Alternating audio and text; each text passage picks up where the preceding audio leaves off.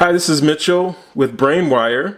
Today I wanted to show you our photoresistor module. This is a great module if you want to detect the amount of light in an area. It is very easy to hook up to really any microcontroller that has an analog to digital input. So most of your Arduinos and lots of other microcontrollers will be compatible with this module. This module can operate on 3.3 volts or 5 volts. And it works very simply. Let me show you. To connect it to your microcontroller, the top pin here is just negative, middle pin is positive, and the bottom pin is the signal.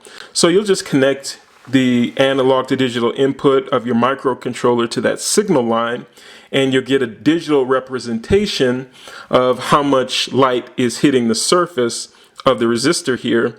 The more light, the higher the value. The less light, the lower the value. So this is a great module if you want to do some light detection, if you want to vary some sort of output based on the amount of ambient light in a room or something like that. This is the module that you want to use.